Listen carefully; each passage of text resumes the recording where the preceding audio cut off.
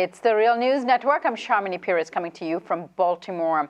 A deadly attack took place in Tel Aviv on Wednesday when 2 Palestinians killed 4 Israelis and injured 17 others in Sarona Market. The incident prompted Israel to deploy hundreds of additional troops in the occupied West Bank. They have also imposed travel restrictions on 83,000 Palestinians during the month of Ramadan. The UN High Commissioner for Human Rights, Zeid Ra'ad Al Hussein, said this amounts to a collective punishment and will only increase the sense of injustice felt by Palestinians. The attack comes as the extreme right in Israel is gaining momentum. Recently, Avigdor Lieberman, known for his hawkish tendencies, was appointed as defense minister. After the attacks, he issued an order not to return the bodies of the Palestinians that were killed to their families, saying it will deter other potential attackers. Joining us to discuss this is Lia Tarachansky. Lia is joining us today from Haifa, but usually she's in Jerusalem making another film. She's the former Israel-Palestine correspondent for the Real News Network. Thank you so much for joining us again, Lia. Thanks for having me, Sharmini. So, Lia, you have recently returned to Israel, and you've observed some changes. What is the climate like there now?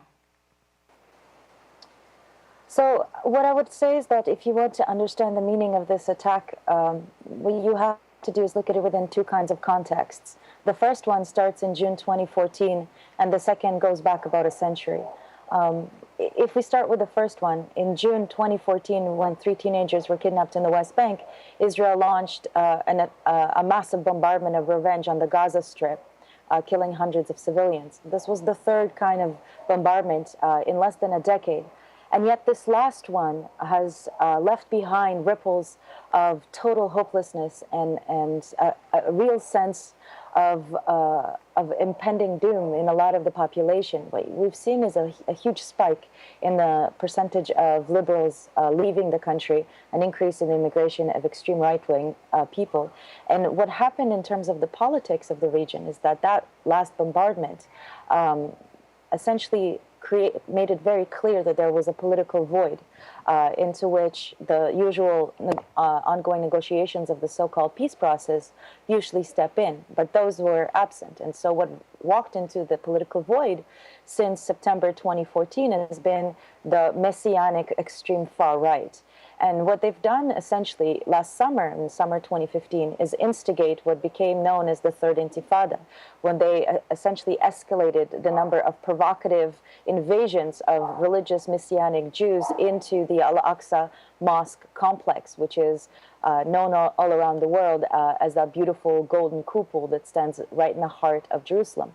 Over that particular piece of real estate, there is now an incredible and extreme war going on. And the most significant element in that war, which is seen by many Palestinians as an incursion by Israel on the last remaining site of sovereignty in Palestine, because of course the Al-Aqsa compound is officially under the jurisdiction of the Jordanian kingdom and is administered by Palestinians. And because Israel has essentially given the keys to this one place back to the Jordanians when it occupied the rest of the occupied Palestinian territories in '67, having religious settlers and zealots essentially invade this place because they see it as their God's work is seen by Palestinians as an enormous provocation. And this recent attack that happened yesterday was just the latest in a wave of essentially hopelessness and despair that has swept our countries, this space between the river and the sea since September of 2015.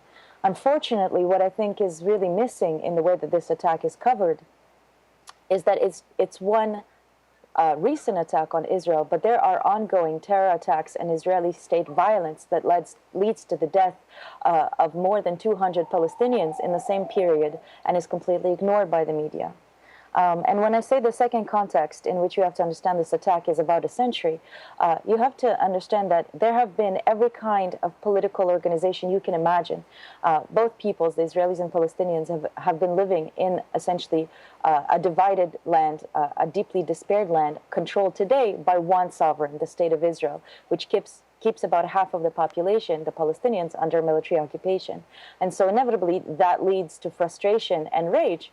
And because on the Palestinian side, the 2014 war has also left a sort of political vacuum, a lot of individuals have felt betrayed by their leadership, feel betrayed by Israel, and express their frustration like this, like the attack in Tel Aviv yesterday, on Wednesday, like the attacks that we've seen all over Jerusalem with when teenagers have been stabbing local residents and police officers and so on. Now, Lia, it's been a few years since the attack on Palestinians that killed thousands of them. How are the people responding to what happened then 2 years later? Well, that goes well with what I was saying about hopelessness. If you look at the Gaza Strip, very few homes have been rebuilt. Israel still controls the strip from the land, the water, and the air, and so very few materials are getting in, and there's a total sense of despair. We've seen that also on the Israeli side. We're now in an economic crisis like we haven't been in a very long time. So the effects of that war definitely fell today. But the cyclicity of Israeli attacks and Israeli incursions has actually increased. And so while the war on Gaza was in 2014, as I said, in the summer of 2015, we've seen now this invasion, in a way, of religious forces into the Al-Aqsa Mosque compound, which has led to an uprising all over Palestinian society, inside of Israel and also in the territories. And the most significant thing that happened in that sense was about a week ago, the Israeli Prime Minister Benjamin Netanyahu fired the Minister of Defense, and in his place, a new member of parliament entered the Knesset. His name is Yehuda Glick. And he is a man who actually believes in the demolition of the Al-Aqsa Mosque and the creation of the third temple in its place, the third Jewish temple, the last of which was destroyed by the Romans in 70 AD.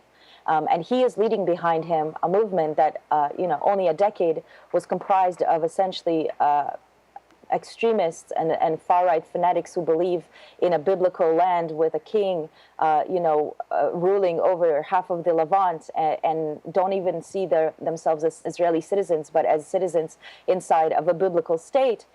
That movement has now become so mainstream that just in the last year, more than 15,000 Israeli Jews have ascended onto the Temple Mount complex, a move that is seen by Palestinians as incredibly offensive and as another expression of the Israeli occupation.